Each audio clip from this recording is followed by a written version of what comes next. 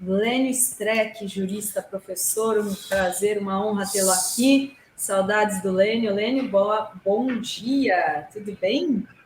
Opa, bom dia, espero que seja mesmo. Bom. Lênio, que se tudo der certo, será em breve ministro do Supremo Tribunal Federal, assim desejamos, né? Não, eu não tenho assessoria de imprensa. Eu preciso, porque eu não tenho assessoria de imprensa. E Lênio, em sânscrito clássico, quer dizer o velho e chato. Então, as minhas possibilidades diminuem muito, né? Porque eu não posso competir com os jovens a não ser com a minha sabedoria de velho, né? Porque el diablo sabe mais por viejo que por diablo. Não? Isso aí, Lênio. Mas estamos aí, eu trouxe aqui o Pedro Serrano também, que contigo é um dos nomes citados entre os... São 4 ali, parece que pela mídia conservadora, eles estão colocando 2 com mais chances. Eu sou muito reticente nisso. Começa o seguinte, né? A mídia, por exemplo, não tem nem o interesse, a grande mídia, de um cara como eu, por exemplo.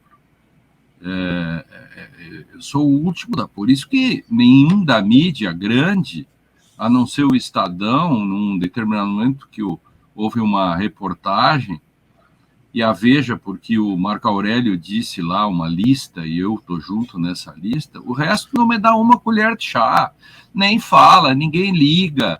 Eles falam todo o tempo em Zanin e Manuel e Zanin, eu acho que uma dupla sertaneja, são 2 candidatos bons, mas não é disso que se trata. Não é disso. Eles têm que saber também que nesse leque todo, eu acho até um desrespeito da grande mídia, não ir atrás e ficar comendo na mão de assessorias de imprensa. A grande mídia não sabe quantos livros eu escrevi, a grande mídia não sabe dessas coisas, o quanto o Pedro escreveu, a nossa expertise, que é uma questão constitucional, tudo isso, a nossa experiência, a grande mídia não sabe disso, ou não procura saber, bastaria dar um Google, e saberia, e muitos ficariam espantados, tenho certeza. Lênio, você é um dos mais citados no próprio Supremo, por ministro do Supremo, né? Não, eu estou há 200 anos nesse negócio, né? 29 anos de Ministério Público, advocacia. O teu som, de repente, ficou ruim, Lênio. Mas está agora melhor? O que há, será? Eu acho que desconectou. Tá bom. Estou te ouvindo, mas não está tão bom quanto estava. Pois é, mas no início estava melhor, agora melhorou, né? Ah, bom, então tá. Não, então, veja, por exemplo, o top 5 da América Latina de citações de juristas, não em tribunais, na academia, num monte de coisas. Isso espantaria alguns jornalistas que não são da área do direito, não são obrigados a saber, mas poderiam dar um Google para saber, por exemplo, quantos livros esse cara escreveu, quantos livros o outro escreveu, o outro.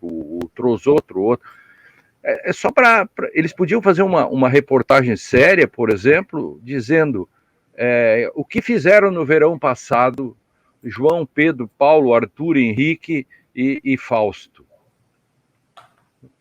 Seria um bom começo, né? Esse debate tem que ser mais público, né, Lênio? Eu falava isso com o Pedro Serrano, quando ele esteve aqui. Eu sinto falta disso, de discutir. Você vai fazer um debate, mesmo nos Estados Unidos, o que era republicano vai escolher o republicano, mas ele tem todo um debate sobre a figura, a produção intelectual, as defesas dos temas. Os caras vão pautando, colocam lá 20 questões que devem ser discutidas no futuro, as prováveis posições de cada um dos candidatos. Isso traz à tona o que vai ser esse cara no Supremo também. Olha, por exemplo, como é que ele vai se posicionar em relação às células-troncos? Como ele vai se posicionar em relação à descriminalização, uso da maconha para fins medicinais? E por aí vai. Estou dando exemplos qualquer aqui. E perfeito. O Pedro Serrano também apontou uma coisa ontem, como ele vai se comportar em decisões controversas, que vai ter pressão da mídia, vai ter pressão da sociedade, e ele vai ter que agir, né, esse ministro, de acordo, né, com a Constituição, às vezes desagradando, né, parte da mídia, da imprensa, né, e ele vai ter essa capacidade de se manter firme, né, nas decisões. Sem dúvida. Não é porque o Pedro tem 63, eu tenho 67, e porque somos, digamos assim, rejeitados até por causa da idade, não é por isso que eu estou falando aqui sobre esse ponto. É que o Pedro e eu temos essa bagagem e temos conversado entre nós. Eu e o Pedro não somos adversários, eu e o Pedro somos parceiros, temos conversado muito. E talvez até a rejeição ou sermos o patinho feio, embora sejamos patinho feios bem interessantes, né? Quer dizer, não é qualquer patinho feio, Pedro Serrano e Lênio Streck, né? Mas talvez por tudo isso nós nos unimos, o Pedro e eu, talvez pelas circunstâncias também de sermos os patinhos feios, e isso nos uniu um pouco, viu, Dri e Rovai? Isso um pouco nos uniu nessa questão toda. Eu não estou buscando isso, nunca me lancei, nada disso, eu não estou buscando isso, eu estou muito bem, tranquilo, né? Eu não preciso do cargo para ser conhecido. Quem não me conhece, as coisas, eu estou feliz e tal. É uma questão republicana.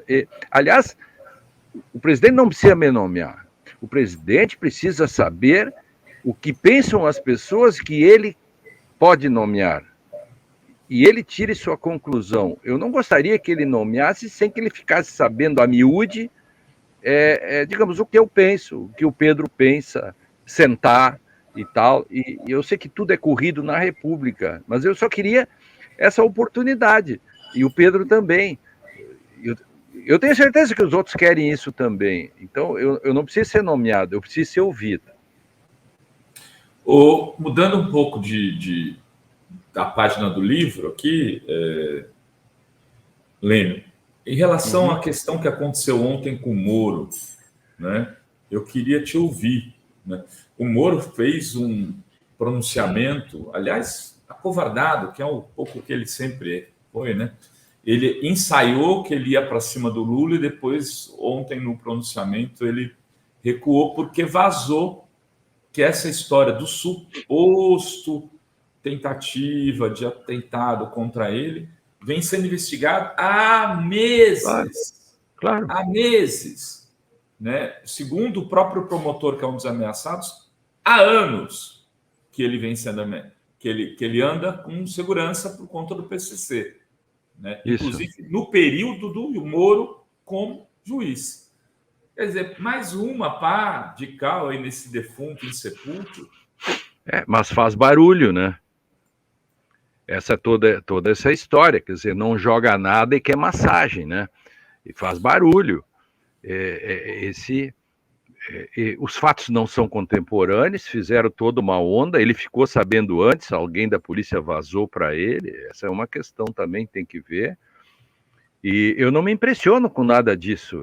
Quando logo que surgiu a notícia, eu falei com uma série de amigos meus, eu digo, não me impressiona nem um pouquinho isso. Primeiro, eu quero saber se os fatos são contemporâneos. Aliás, eu vou dizer um negócio aqui, não sei se já foi dito, Dri e Rovai. Esse é o tipo da operação que não tem que divulgar. Quer dizer, sempre os governos petistas diziam operações não podem ser espetaculosas, não podem ser divulgadas, etc. Por que divulgar essa operação? E aí depois nós descobrimos que aqui no Rio Grande do Sul a gente chama isso de tosa de porco. Muito grito e pouca lã. Né? Tosar um porco é difícil, sai muito grito, mas não sai lã, né? Então, os fatos não são contemporâneos. De fato, provavelmente o PCC estava com vontade de fazer mal a ele, mas isso há um tempo atrás, depois ele já trocou 2, 3 vezes de função. Qual a razão? Me diga qual a razão, Dri, que o PCC hoje teria algum interesse de pegar o Sérgio Moro ou mais alguém. Ora, antes do Sérgio Moro, o PCC teria uns 50 na lista, né? Ele seria o 51º e nunca alguém, enfim. Aí se criou tudo isso, se fez uma onda em cima também, né? Eu acho que essa operação, ela não trata de fatos contemporâneos. 2, ela não devia ter sido divulgada. 3, é estranha essa coincidência que depois que o Lula deu aquele resvalo e disse aquilo no programa, no dia seguinte se coloca essa operação. Não precisava ter sido feita assim, também não espetaculosa. Por acaso vem de Curitiba, por acaso os fatos são de Cascavel, por acaso a decisão foi assinada pela juíza Hart, que substitui o Moro. Quer dizer, o puracasismo no Brasil, que é uma nova coisa, é tudo puracasismo. Por acaso foi, ou por coincidência. Então, eu sou antigo nisso, eu não me impressiono com essas coisas. Esse promotor de São Paulo sabe das coisas. Esse promotor de São Paulo lida, de fato, com isso lá. Então, ele que vem sendo ameaçado há muito tempo, e quando ele diz que, olha, esse troço do Moro não é bem assim, acredite no rapaz de São Paulo. Ele conhece muito melhor o PCC do que tanta gente aí. E outra coisa, o PCC não é tudo isso. Também há uma superestimação de que o PCC é uma espécie de poder paralelo brasileiro, que também não é bem assim, né? Ou seja, pode ter sido aí escolhida a data, vamos fazer essa operação hoje. E com o objetivo de prejudicar o Lula. Não sei, é tudo muito estranho. Quer dizer, quando eu vejo um sujeito com o porco nas costas, e alguém me pergunta, eu faço a narrativa. Eu vi um sujeito com o porco nas costas.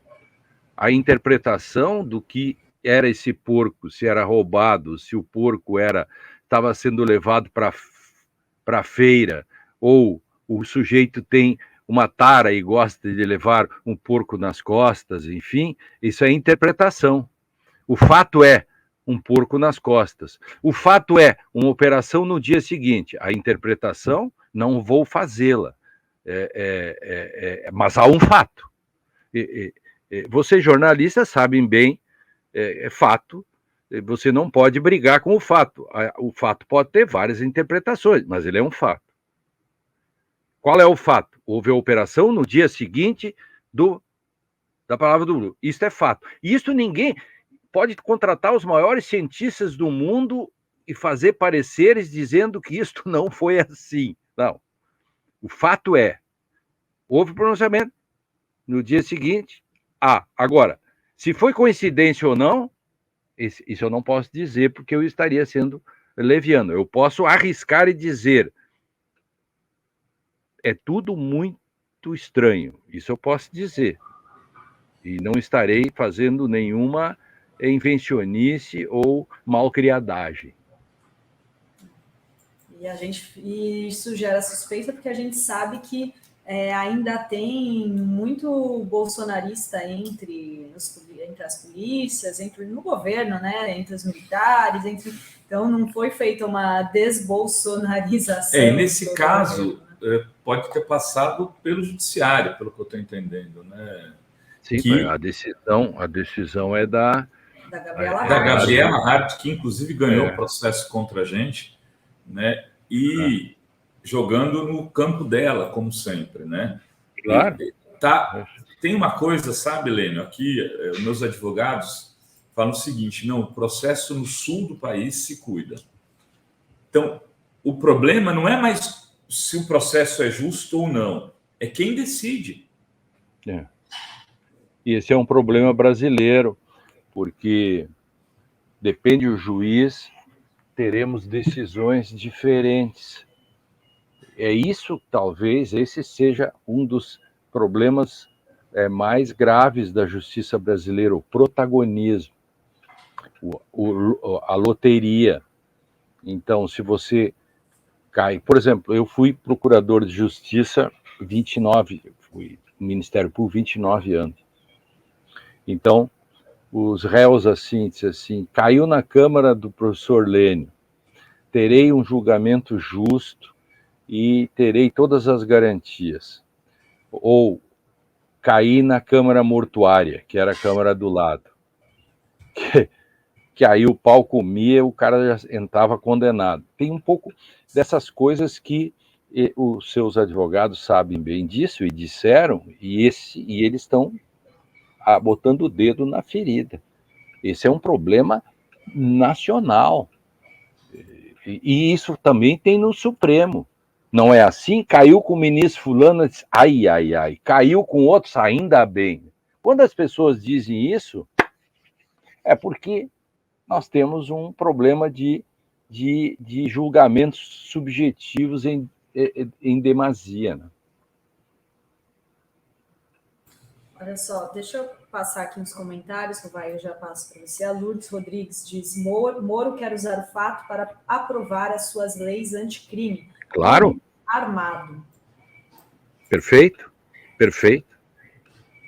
E tem mais aqui, a Salme Fazueli, sobrinho, esse caso do Moro é o renascer da terceira via.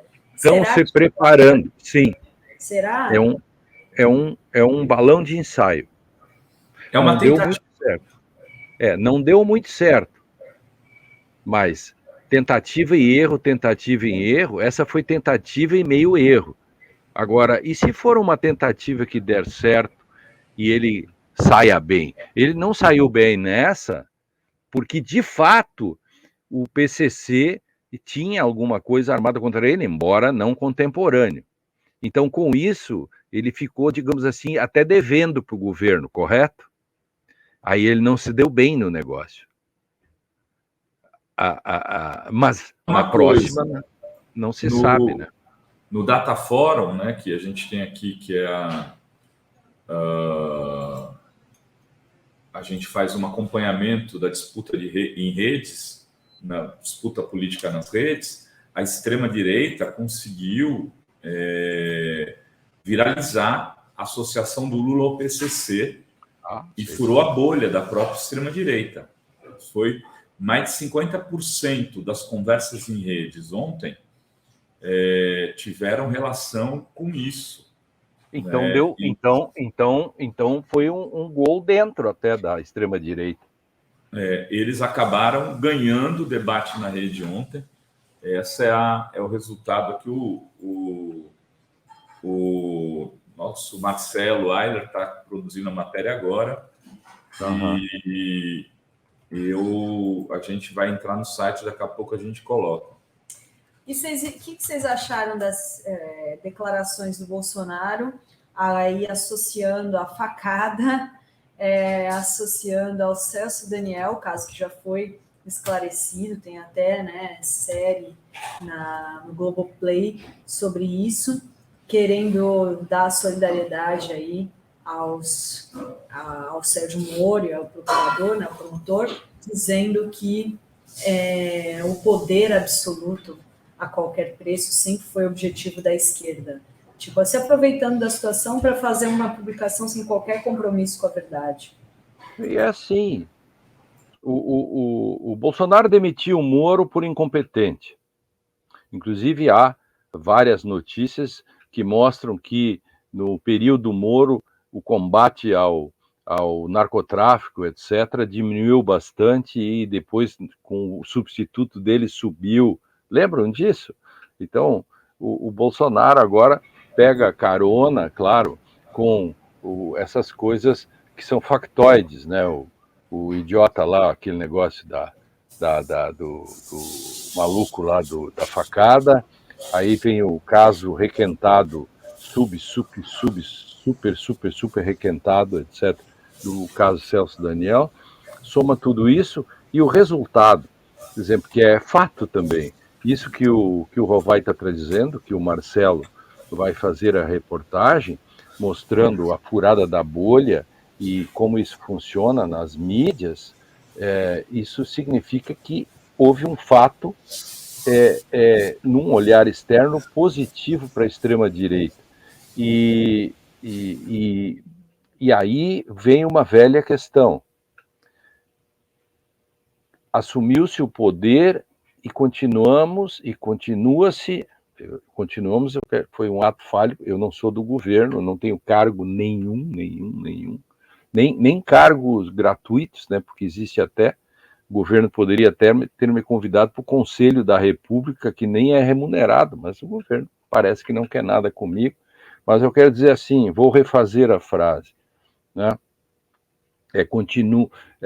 Houve troca de governo, a esquerda ou uma coligação grande assumiu o poder, mas continua perdendo as narrativas. Por quê? Ele ainda não entendeu o problema da construção de realidades mediante narrativas. E nós falamos já disso aqui, de como ele deveria fazer um planejamento e aí trazer para junto de si Fórum, DCM, todos esses que sustentaram e que devem ser reforçados, porque senão a derrota, não sei o que vocês pensam disso, a derrota por exemplo, em casos como esse, você tem que ter estratégias para combater. Se você não tiver estratégias, cada dia se faz um factoide, e esses factoides, eles são altamente destrutivos, eles são bombas daquelas que não destroem as casas, só matam as pessoas, que são as bombas de nêutrons. Por favor, se o governo não se der conta de que há duas batalhas, a do cotidiano, da vida real, e a outra dos avatares. Brincando um pouco com essa questão do avatar, há uma meta-batalha. E se não se derem conta nesse universo fictício, que acaba se transformando no universo verdadeiro. Que o sujeito primeiro pensa que o Lula é demônio, depois ele vai na igreja dele e sai dizendo que o Lula é demônio. Quer dizer, uma palavra se transforma em ação. Eu queria trazer mais aqui uns comentários e fazer outras perguntas aqui também para o Lênio, que estão bombando aí. Lourdes Rodrigues diz, bom dia, meninos, um salve ao nosso querido ministro Lênio, o sábio, se espirrar, saúde.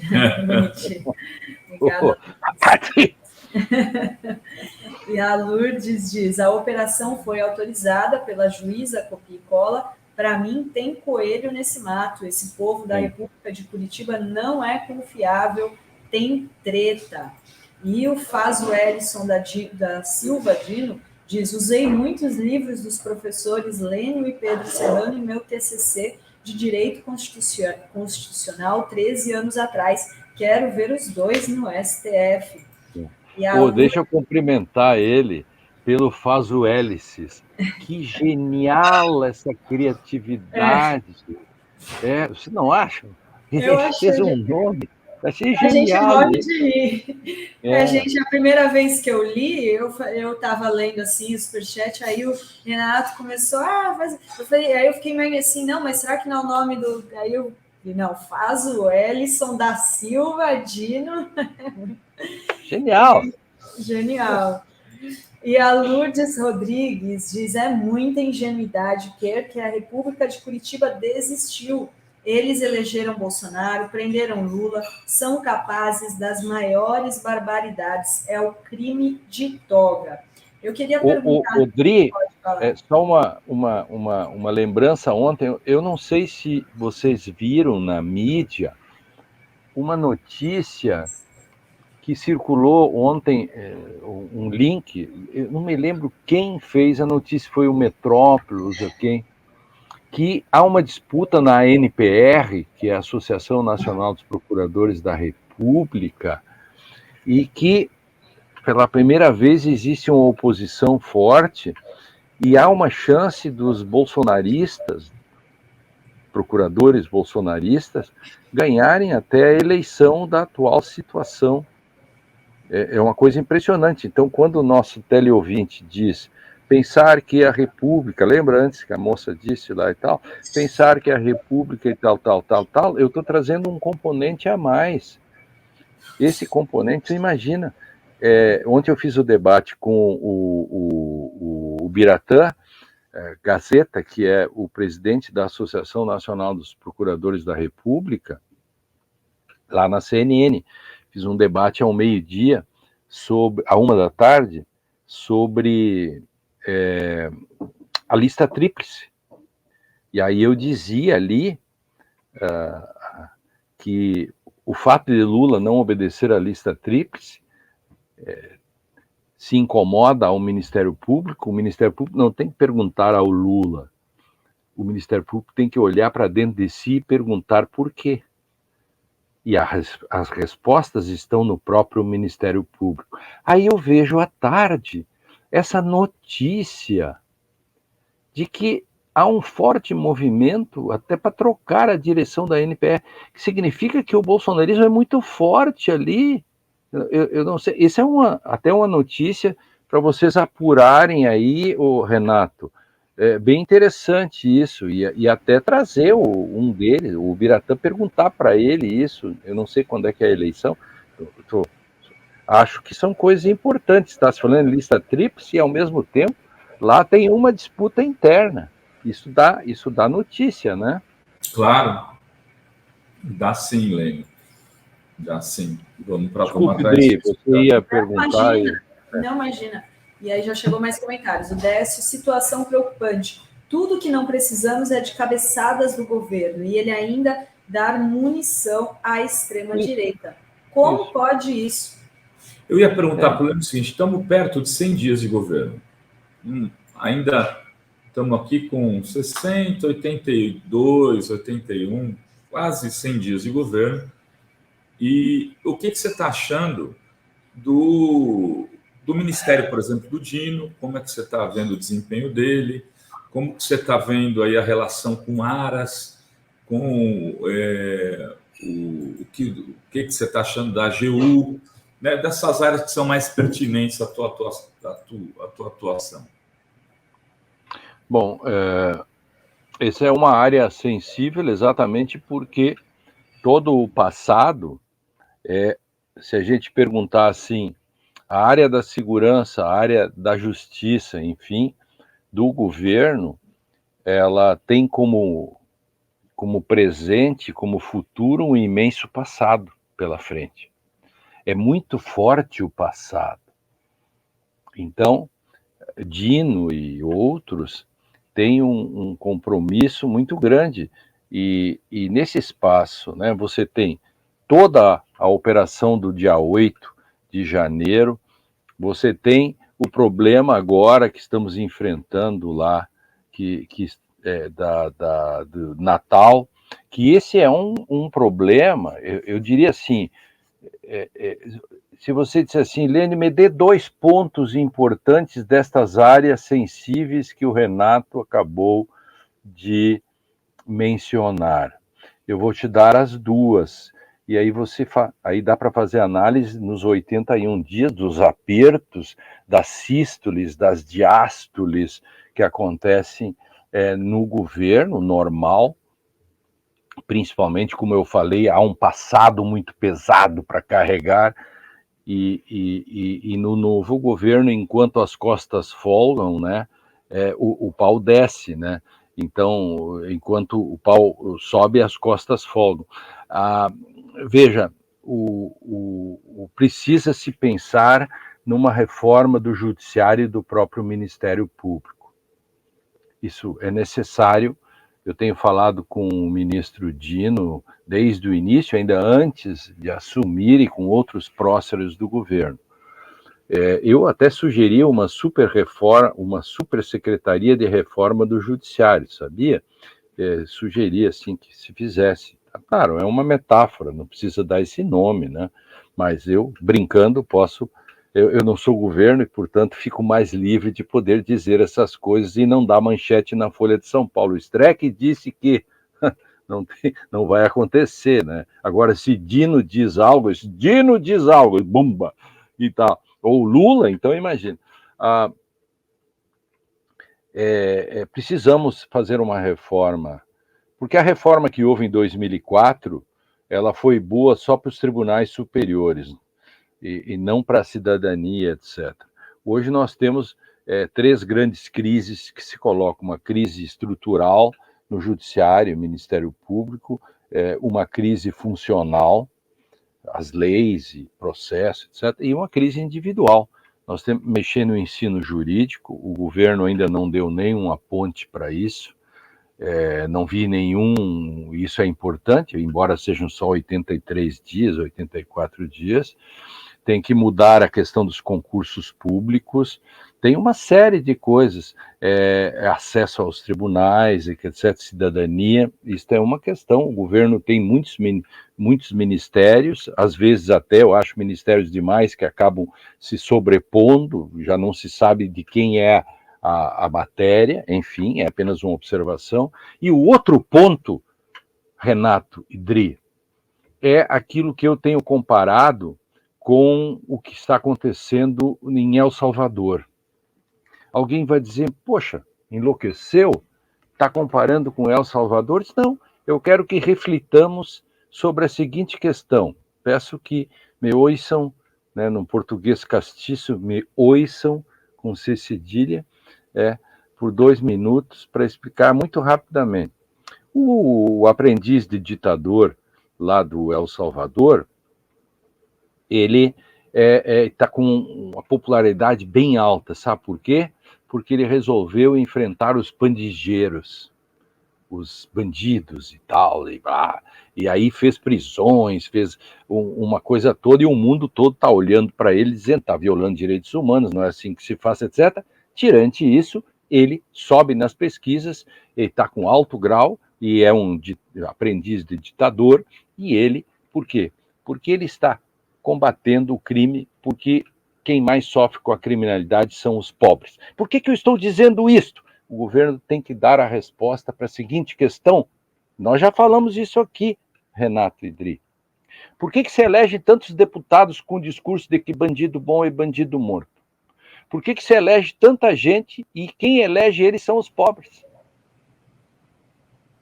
Por quê? Eu não estou dizendo que tem que construir presídios, fazer que nem o cara do El Salvador. Não! Eu estou dizendo que esse negócio do Rio Grande do Norte, questão das prisões, que a gente vem avisando. Aliás, o Supremo declarou há 8 anos atrás o estado de coisas inconstitucional dos presídios e eu avisei isto, não vai dar nada. Não deu nada, os presídios continuaram ruins, porque dizer isso em sentença judicial é a mesma coisa que proibir o mosquito da febre amarela de ficar picando as pessoas. Então, eu quero dizer que as pessoas progressistas do Brasil precisam responder à seguinte questão: por que os pobres na periferia, que mais sofrem com a violência, votam na extrema-direita e tem tantos deputados? Nós temos que responder isso. Se nós não soubermos responder isso, nós não vamos entender o problema. E, por último, o governo precisa comunicar para a população vítima da violência que ele se preocupa com eles. E agora eu vou dar uma frase tipo, como ele é inteligente, né? Vou fazer uma frase clichêzona, assim, mas é para marcar, sabe? Eu faço conscientemente. O governo tem que lidar e dizer a seguinte questão: eu me preocupo com você e você tem o direito fundamental de não ser assaltado. Olha o tamanho disso aí. Comunicar isso, dizer para as pessoas. As pessoas não sabem disso. As pessoas precisam saber disso.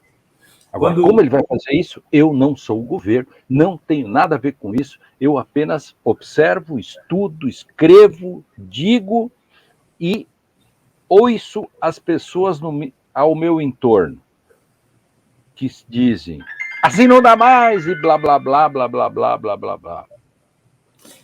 O Fernando Henrique, quando deixou o governo em 2002, disse que o grande desafio do Lula, isso há 20 anos, era a segurança pública. Pronto. Aí. Se não fizesse algo muito firme naquilo,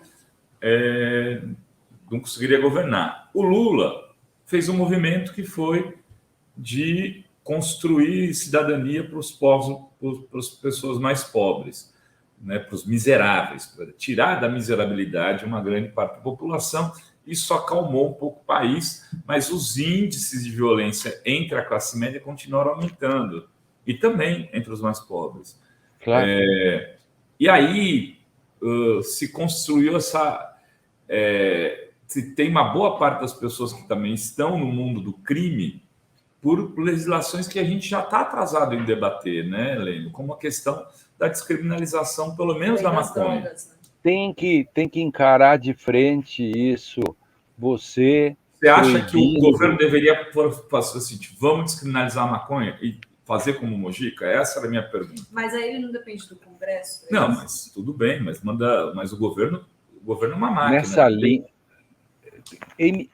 fazer, não precisa descriminalizar tudo nesse sentido da maconha. Faça como Portugal. Ela vai quase lá. Você contenta os que querem a criminalização, mas também não fica pegando qualquer um. Esse menino chamado Francisco, que está lá, que pegou 7 anos e meio de prisão por estar com 1,5 gramas. Vocês sabiam disso, né? Está lá no Supremo essa discussão do perfilamento.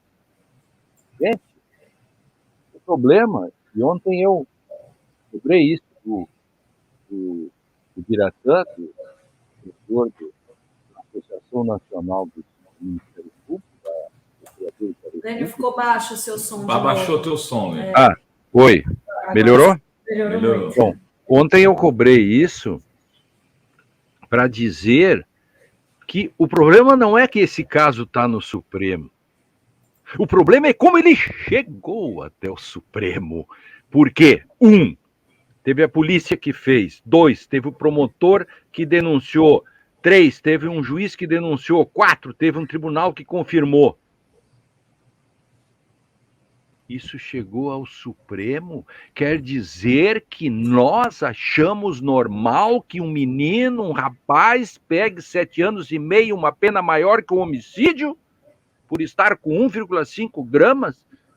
Gente, Houston, temos um problema.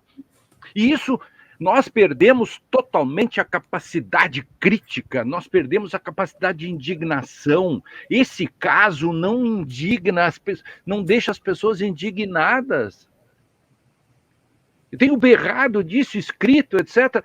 E os textos, ninguém mais lê nada, tudo que tem mais de 10 linhas é rejeitado. Eu estou começando a ofender as pessoas na 11ª linha para fazer um teste.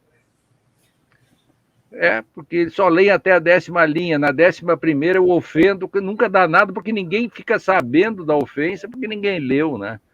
Enfim, brincando um pouco com isso. Então, isso é um ponto.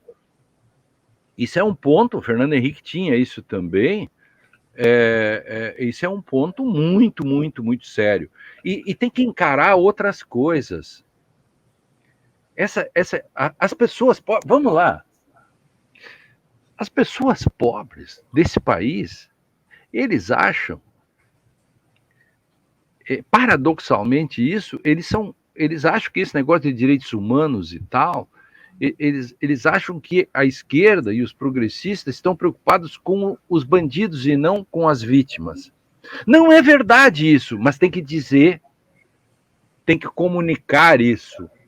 Eu me preocupo com você. Quando você é assaltado, não é culpa sua, não é azar seu. Eu fiz um seminário na Alemanha em 2011 e o professor Klaus Ginter fez uma palestra sobre isso e fizemos um debate sobre essa questão de o papel da vítima e como o Estado trata disso. Nós temos que ouvir as pessoas.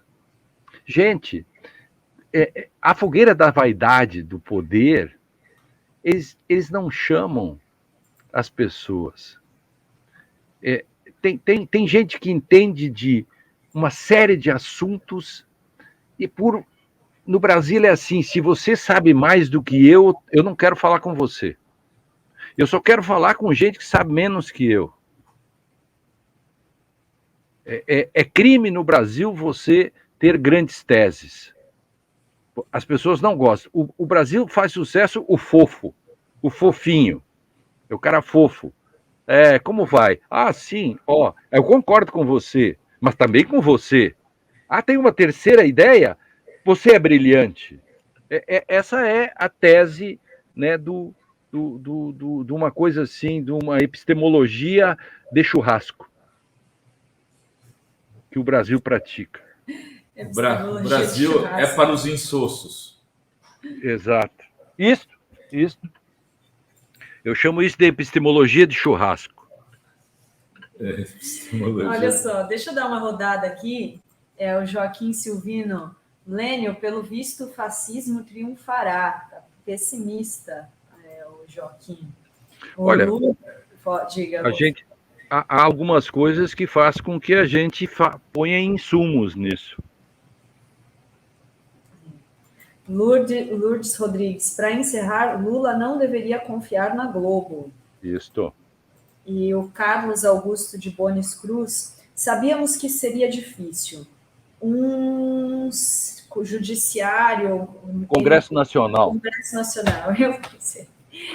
O governo cria atritos sem motivos e parece ter esquecido do seu eleitor. Esqueceram? Eu acho que não esqueceu, sabe? O Lula tem dado entrevistas muito diretas para falar com o público dele. Quem pautou esse negócio do Banco Central, por exemplo? O Lula, né? Claro. Veja, Renato, o Lula, ele fala direto assim, porque nós não temos mais tempo para longos caminhos, né? É necessário atalhos. Então o Lula está em busca do tempo perdido, né? Recherche de tempo perdido, aquele negócio, um clichêzinho daquele livro que ninguém leu, do Proust, né? Mas que todo mundo cita, né? É coisa para discurso de formatura, né?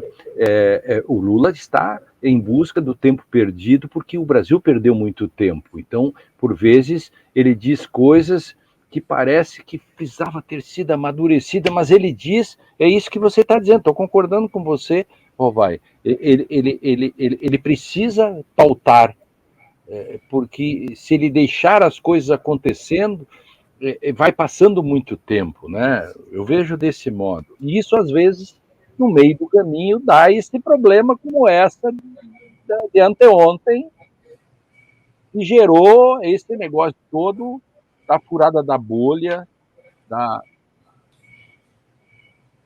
extrema-direita que o Marcelo está fazendo a matéria.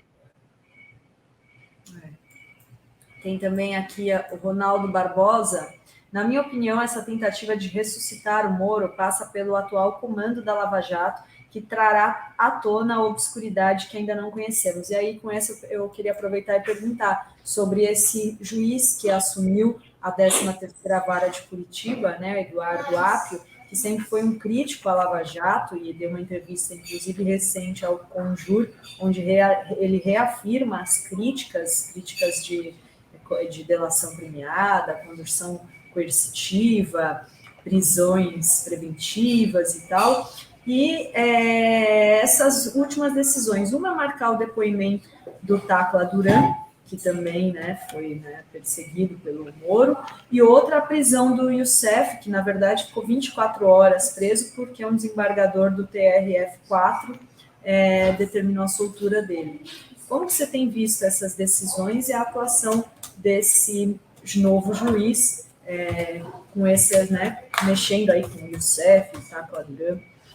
Bom, o Youssef é o espião que sabia demais, né? Só falando um pouco de cinema, né? É o espião que sabia demais. E quando você sabe demais, você ou corre muito perigo ou arruma muitos amigos. Quer dizer, ou você está lascado ou você está blindado. Não há terceiro caminho. O caso de Youssef é que ele está blindado, né? Parece muito claro isso.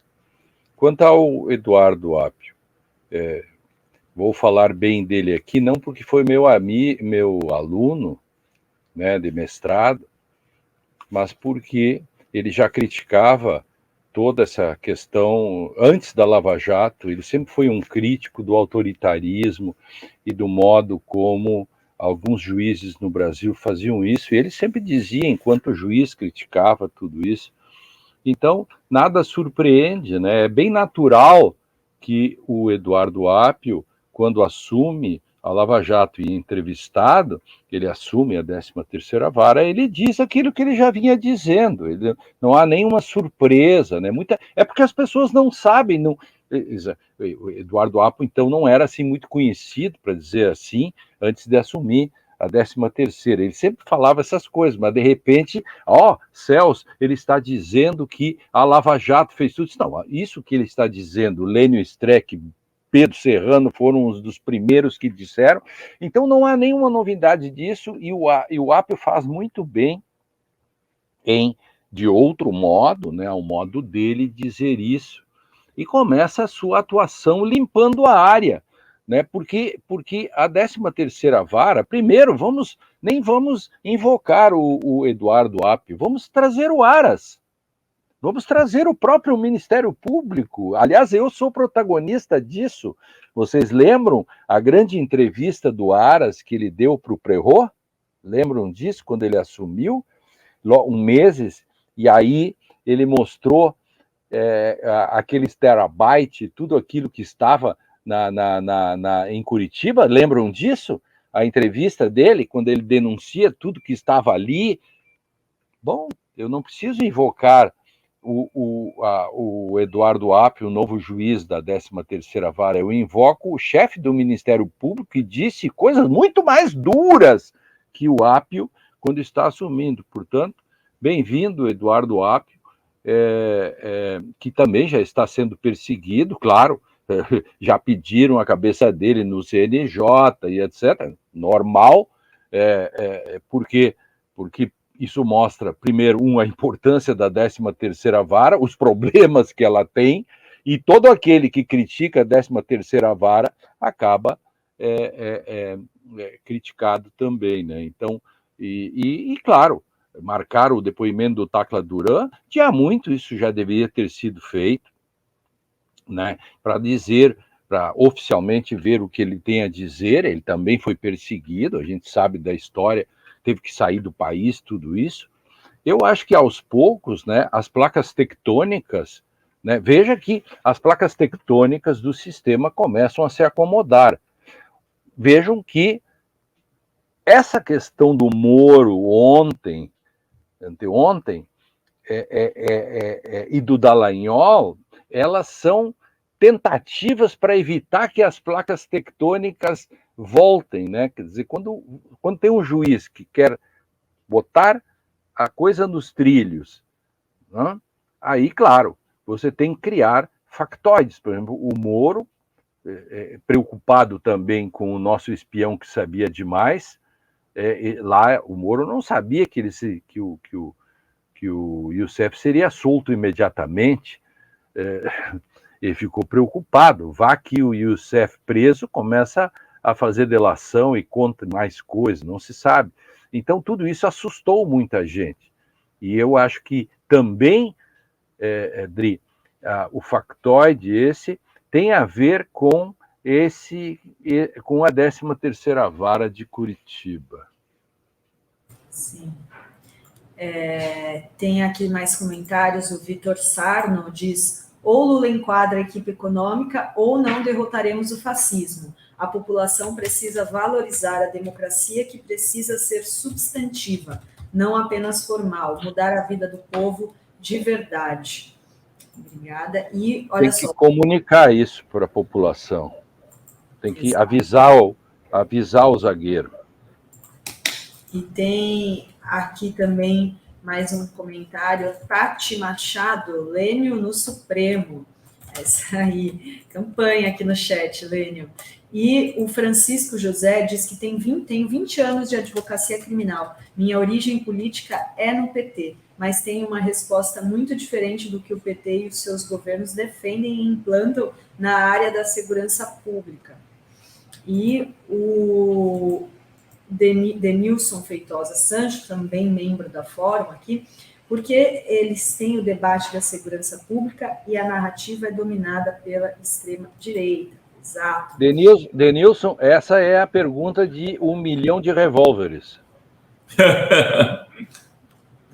Pois é. E tem ainda aqui o Luiz Henrique dizendo: o povo votou em um Congresso totalmente conservador. Aí, acho muito difícil Lula governar. Pois é. Luiz Henrique, essa resposta nós temos que dar. Há uma pergunta no ar: por que a população, que a grande maioria é pobre, vota nos discursos que são antipovo? Cara, quem responder isso faz a fórmula da teoria da relatividade. Por que a maçã cai, do Newton, né, que é da lei da gravidade, a maçã cai por quê? Então, quem responder essa questão e souber comunicar isso, eu estou dando umas dicas aí de como se faz isso, começará a entender o processo político. Eu acho que há muita coisa escrita no Brasil, mas que não consegue dar essa resposta. Essa resposta ela é absolutamente complexa, porque todo problema difícil que tem resposta simples está errado. Então, não é uma resposta simples. Não é mesmo. E é engraçado que muita gente, tipo, que votou no Lula, votou no Bolsonaro antes, né? Assim, não tem... André Brum da Silva diz: por que o pobre não sabe, o autoritário escolhe quem condenar? Por que o pobre não sabe, o autoritário escolhe quem condenar? O pobre não sabe. O sistema tem uma coisa até inconsciente nisso, né? Que é la ley es como la serpiente, né? Vou repetir aqui pela 1ª vez uma frase que já vira clichê. A frase não é minha, é de um camponês salvadorenho citado por José Jesus de la Torre Rangel, um sociólogo mexicano, ou do Centro-América. La lei es como la serpiente, solo pica los descalços. Nisso que o nosso teleouvinte está falando, está embutida essa frase, que é o modo como o sistema vê, o sistema dá respostas. E tudo isso foi crescendo, na medida em que, e vou dizer uma coisa aqui dura, tenho falado isso para o governo também. Por que se precisa de uma reforma do Judiciário e do Ministério Público?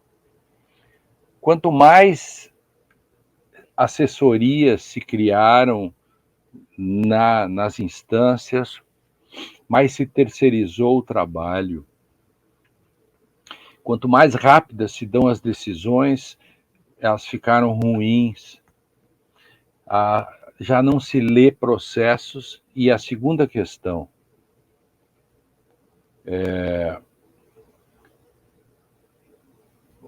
se fazem leis no Brasil, e se o judiciário não gosta, ele faz backlash. Existe uma coisa chamada backlash hermenêutico, está num dicionário Senso em Comum que será lançado em breve, meu, backlash hermenêutico. O backlash significa o laçaço de volta. Quando o judiciário não gosta de uma lei, ele redefine e faz uma súmula ou uma tese e, portanto, ele legisla mais que o legislador. Gente, se nós não nos dermos conta disso, acredite em mim, isto é o ponto fulcral que nós pioramos ano a ano desde que se deu para o judiciário um poder normativo. Já não há mais direito. O direito só é aquilo que o judiciário diz que é. Eu sei que vocês, jornalistas, não têm nada a ver com isso, e é uma questão muito complexa, e nem a comunidade jurídica entende isso. Poucos juristas, e digo modéstia às favas, assim, porque muitos, como já disse, também vou me repetir, muitos perderam a vergonha, eu só pedi a modéstia. Poucos juristas no Brasil conseguem compreender a complexidade desse fenômeno. Estou olhando sem nenhuma ironia, nenhum sarcasmo e sem uma nesga de sorriso nessa barba embranquecida aqui, olhando com maior seriedade nos olhos dos nossos teleouvintes para dizer isso. Muito bem, Lênio Streck. Muito obrigado de novo pela sua participação tão generosa aqui conosco. Sempre uma aula. Sempre uma aula de direito e de cidadania. Muito obrigada, Lênio. Valeu, pessoal. Beijos no coração. Vamos lá.